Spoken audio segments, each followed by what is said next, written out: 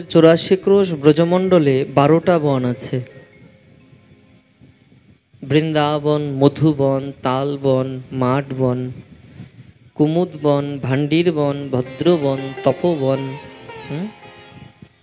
খেলন বন, বিহার বন, নিধুবন, নিকুঞ্জবন, এরকম করে 12টা বন আছে।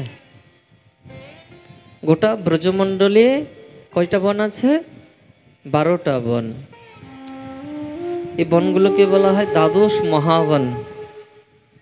এই দ্বাদশ মহাবনকেই বলা হয় 84 ক্রোশ ব্রজধাম। ভগবান শ্রীকৃষ্ণ এই দ্বাদশ বনের মধ্যে গোচারণ লীলা করতেন। গোচারণ লীলা মানে তিনি গোমাতা গরুকে সঙ্গে করে নিয়ে চড়িয়ে বেড়াতেন। এই দ্বাদশ মহাবনের একটা বনের নাম হলো মধুবন, যেখানে ধ্রুব তপস্যা করবার জন্য গেলেন। ধ্রুব যখন তপস্যা করলেন সেখানে 6 মাস। ধ্রুবের তপস্যা হয়েছিল 6 মাস। কয় মাস? এই 6 মাসে প্রথম মাসে উনি কেবলমাত্র ফলমূল খেয়ে একটা মাস কাটিয়ে দিলেন। দ্বিতীয় মাসে ধ্রুব ফলমূল বন্ধ করে দিলেন, কেবলমাত্র শুষ্ক ঘাস পাতা খেয়ে, মানে গাছের শুকনো পাতাগুলো পড়ে যেত না, এই শুকনো পাতাগুলো খেয়ে কাটালেন 1 মাস। দ্বিতীয় মাস চলে গেল। তৃতীয় মাসে ধ্রুব কেবলমাত্র জল পান করে ব্রত করলেন। জল পান করে এক জায়গায় বসে ধ্যান করছেন, ভগবানের ধ্যান। চতুর্থ মাসে জল পান বন্ধ করে দিলেন, কেবলমাত্র নিঃশ্বাস নিতে শুরু করলেন। নিঃশ্বাস ছাড়া কোনো কিছু গ্রহণ করেন না। পঞ্চম মাসে নিঃশ্বাসটাও বন্ধ করে দিলেন, একদম শ্বাসরোধ করে দিয়ে ভগবানের আরাধনা করছে। ষষ্ঠ মাস 6 মাসে ভগবান সামনে এসে ধ্রুবকে দেখা দিলেন। দেখা দিয়ে বললেন, ধ্রুব, তুমি আমার জন্য তপস্যা করছো, দেখো আমি তোমার সামনে এসেছি। ধ্রুব দেখছেন না, কেনই বা দেখবেন? কারণ অন্তঃকরণের মধ্যে শ্রীহরিকে যে দর্শন করে তার বাইরে দেখার প্রয়োজন নাই। যিনি ভেতরে দর্শন করছেন না, তিনি বাইরে কি দেখবেন? আমাদের সমস্যা কি জানেন? আমরা বাইরে দেখে বেড়াই, ভেতরে কখনো দেখি না। যিনি ভেতরে দর্শন করেন, বাহ্য অন্তর ইহার দ্বৈত সাধন, বাহ্যে সাধক দেহে করে শ্রবণ কীর্তন, অন্তর দেহে করে রাধা কৃষ্ণ রসেবন। এই যে বাইরের কথা, আমরা শ্রবণ কীর্তন পাঠ পূজা যা কিছুই করছি এগুলো বাইরে, কিন্তু ভেতরে কি রাধা গোবিন্দের সেবা চলছে? ভেতরে কি গোবিন্দের স্মরণ শক্তি চলছে? মনের স্মরণ প্রাণ মধুর মধুর ধাম, যুগল বিলাস স্মৃতিসার, সাধ্য সাধন বই ইহা বই আর নাই, এই তত্ত্বই সর্ববিদিশা।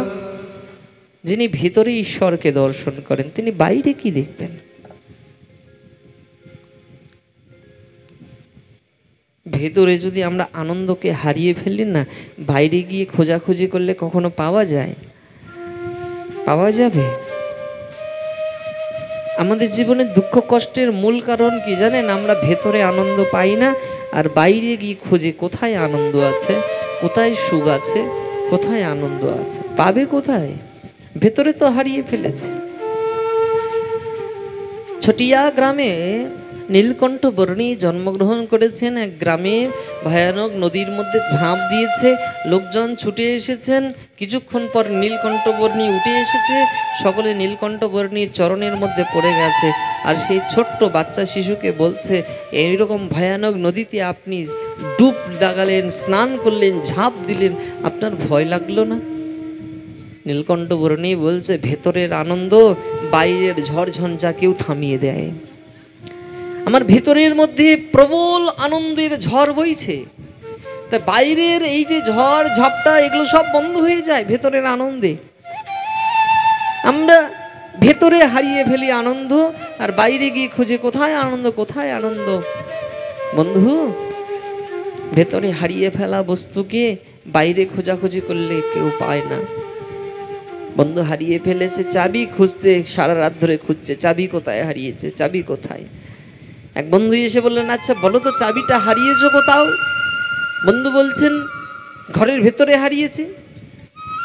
সুরেশ বলছে ঘরের ভেতরে হারিয়েছে তো রাস্তার ধারে খোঁজাখুঁজি করছো কেন? যেখানে হারিয়েছে সেখানে যাও না। আমরা ভেতরে হারাই, বাইরে খুঁজে বেড়াই। সজ্জন, কখনো অন্তরের মধ্য দিয়ে ভগবানের স্মরণ শক্তি করবে, প্রভুকে ডাকবে, ভগবানের লীলা শক্তিগুলো অন্তঃকরণের মধ্যে বসিয়ে ওনার লীলার মধ্যে ডুবে থাকবে, মনে মনে মনে মনে ওনার সেবা করবে, অন্তরের অন্তঃস্থলের মধ্যে রাধা গোবিন্দের দিব্য মাধুরীকে বসাবে, দু চোখ ভরে দর্শন করবে তার ভাব মাধুরী, তার অদ্ভুত লীলা শক্তি। এই জন্য ভেতরে দর্শন করো। ধ্রুব ভেতরে দেখছেন, বাইরে দেখার প্রয়োজন নাই। নারায়ণ সামনে এসে দাঁড়িয়ে আছে, বেটা একবার তো তাকিয়ে দেখ, আমি বাইরে এসে দাঁড়িয়ে আছি।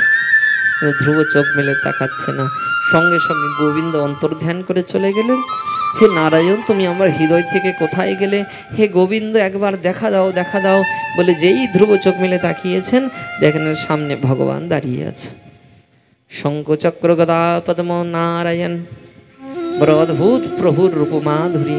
সঙ্গে সঙ্গে চরণের মধ্যে পড়ে গেলেন। হে গোবিন্দ, আপনার অদ্ভুত রূপ মাধুরীতে আমি মুগ্ধ হয়ে গেছি, নারায়ণ আপনি আমাকে করুণা করুন। সঙ্গে সঙ্গে ভগবান নারায়ণ ধ্রুবকে কোলের মধ্যে জড়িয়ে নিলেন আর বললেন, বেটা আমাকে পাওয়ার জন্য এতদিন ধরে তপস্যা করছো, আমি তোমাকে আশীর্বাদ করতে চাই, বলো কি পাওয়ার জন্য তুমি আমাকে চেষ্টা করছো?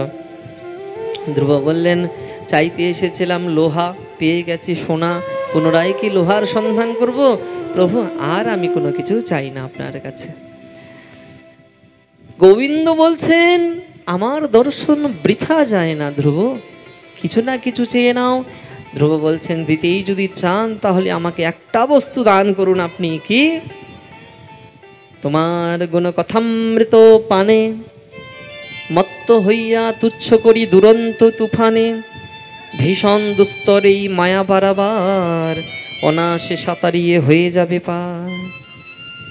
আমাকে ভক্তি দাও আর ভক্ত সঙ্গ দাও। বলে ভক্তি কেন চাও? বলে ভক্তি যদি